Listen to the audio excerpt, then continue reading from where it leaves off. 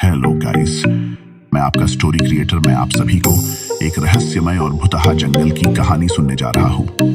और आप सब कमेंट्स करके बताइएगा कहानी कैसा लगा है। चलिए कहानी शुरू करते हैं। ग्लूमहेवन शहर के किनारे पर धुंध में लिपटा एक जंगल था। स्थानीय लोग इसे व्हिस्पर्स का जंगल कहते थे, जो अलौकिक ध्वनियों और अदृश्य उपस्थितियों से भरा हुआ था। यात्री लुप्त हो रहे रास्तों, प्रेत छायाओं और ठंडी फुसफुसाहटों के बारे में बात करते थे, जो उन्हें और भी गहराई में बुलाती थी। चार साहसी एलिस, एक विद्वान, गैरेट, एक अनुभवी ट्रैकर, मीरा, एक मरहम लगाने वाली, और फेनरिक, एक साहसी बदमाश ने इसके रहस्यों को उजागर करने का फैसला किया। साहसिक लोग भोर में दहलीज पार कर गए। हवा में नमी भरी ठंड थी और घने छत्र ने सूरज की रोशनी को पूरी तरह से निगल लिया था। पक्षी अजीबोगरीब तरीके से गूंजते हुए अजीबोगरीब बेमेल गाने गा रहे थे। एक घुमावदार रास्ता जल्द ही गायब हो गया, जिससे वे पेड़ों की एक दमनकारी दीवार से घिर गए। जैसे जैसे वे आगे बढ़े, उनके पैरों के नीचे का रास्ता बदलता हुआ प्रतीत हुआ। पत्थर गायब हो गए और असंभव स्थानों पर परिचित स्थल फिर से दिखाई देने लगे। ट्रैकर गैरेट ने कसम खाई कि जंगल जीवंत है, हिल रहा है और उनकी हर हरकत पर नजर रख रहा है। फुसफुसाहट का कोरस तेज होता गया। एक खून जमा देने वाली चीख उन्हें एक समाशोधन के केंद्र में एक घुमावदार पेड़ के पास ले गई। इसकी छाल ने एक चीखने वाली आकृति का चेहरा बनाया। मीरा ने इसे छुआ और पीछे हट गई, इसकी पीड़ा को महसूस करते हुए।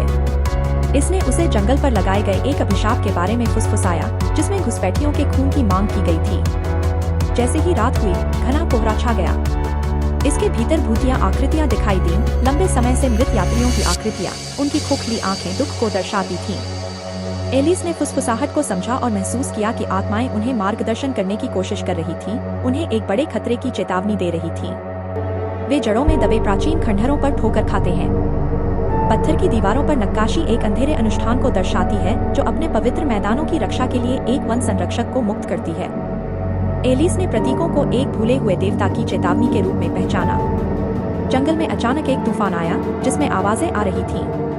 इसने उनकी मशालों को बुझा दिया, जिससे वे घने अंधेरे में रह गए। कोलाहल में उन्होंने पेड़ों के बीच किसी विशाल चीज के हिलने की आवाज सुनी। एक संरक्षक जाग गया।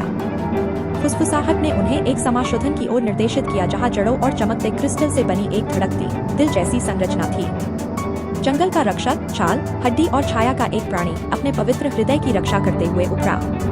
मीरा को अपने प्रशिक्षण से एक प्राचीन सफाई अनुष्ठान याद आया। जबकि अन्य लोग संरक्षक का ध्यान भटकाने के लिए लड़ रहे थे, उसने जड़ी बूटियों और रूनों का उपयोग करके अनुष्ठान किया। जंगल ने हिंसक प्रतिक्रिया की, जड़ों और शाखाओं ने क्रोध में हमला किया। जैसे ही अनुष्ठान पूरा होने वाला था, दिल टूट गया, जिससे एक चमकदार रोशनी निकली। जंगल ढहने लगा, उसका काला जादू खुलने लगा। संरक्षक राख में विलीन हो गया और फुसफुसाहटें खामोश हो गई। सूर्योदय तक साहसी लोग जंगल से बाहर निकल आए। एक बार अशुभ जंगल अब शांत था। सूरज की रोशनी बचे हुए पेड़ों को भेद रही थी। अभिशाप टूट गया था और जंगल धीरे धीरे जीवन में लौटने लगा। अभिशाप भले ही टूट गया हो, लेकिन कानाफूसी का जंगल गहरे रहस्यों को समेटे हुए है। हमारे साहसी लोग इसकी असली उत्पत्ति को उजागर करने के लिए खुद को वापस खींचे हुए पाते हैं। साहसी लोग ग्लूमहेवन लौट आए, लेकिन उनकी राहत ज्यादा देर तक नहीं रही। जंगल की नई शांति के बावजूद एलिस को बेचैनी महसूस हुई। उसके सपनों में जंगल के भीतर छिपे एक प्राचीन मंदिर के दर्शन होते थे, एक ऐसी जगह जो उनके प्रयासों से अछूती थी। खंडहरों में खोज करते हुए एलिस को एक पत्थर की पट्टिका पर उकेरे गए नक्शे का एक टुकड़ा मिला। यह मंदिर के भीतर एक छिपे हुए कक्ष का संकेत देता है, जिसमें जंगल के जादू का स्रोत है। साहसी लोग अनिच्छा से वापस लौटने के लिए सहमत हो गए। जब वे जंगल में वापस लौटे, तो उन्हें एक ऐसा रास्ता मिला जो पहले कभी नहीं था। यह बहुत सीधा था, मुड़े हुए पेड़ों से घिरा हुआ था, जो काली राल टपका रहे थे। फुसफुसाहटें वापस आ गई थी, हालांकि अब वे गुस्से में लग रही थी। रास्ते के बीच में उन पर भूत प्रेतों के झुंड ने हमला किया, संरक्षक की शक्ति के अवशेष। फेनरिक बाल छाया में घसीटे जाने से बच गया, क्योंकि गैरेट ने उन्हें ज्वलंत तीरों से हराया।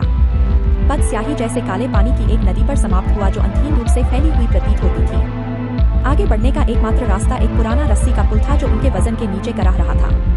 उनके नीचे छायादार आकृतियां तैर रही थी, उनकी चमकती आंखें देख रही थी। पुल बेलों से ढके एक विशाल पत्थर के द्वार की ओर जाता था। दरवाजे पर नक्काशी में एक विशाल वृक्ष जैसे देवता को बलि चढ़ाते हुए आकृतियां दर्शाई गई थी। एलिस ने एक शिलालेख को समझा, रास्ता खोलने के लिए जीवन देना होगा। द्वार खोलने के लिए एक जीवित प्राणी की बलि देनी पड़ी। मीरा ने अपने उपचार जादू का उपयोग करके एक खरगोश को सुला दिया, फिर उसे बलि चढ़ा दी।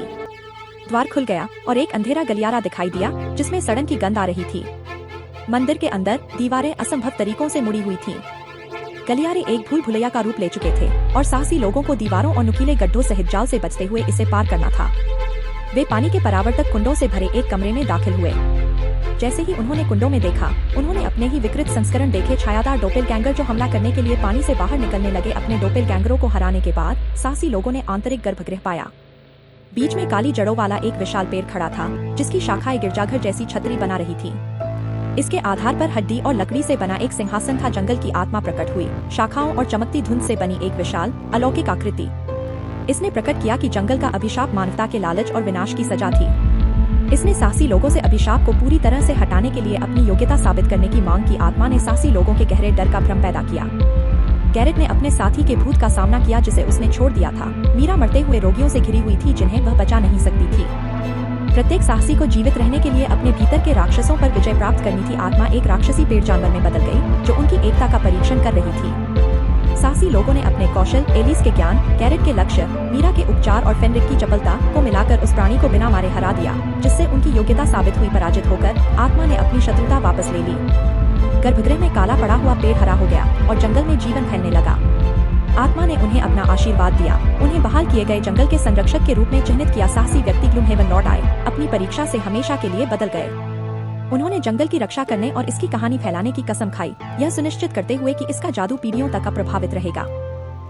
उम्मीद है कि आप सभी को ये कहानी पसंद आया होगा। कमेंट्स करके बताएं। ऐसी और कहानी सुनने के लिए आप हमें सब्सक्राइब करें, लाइक करें, कमेंट्स करें।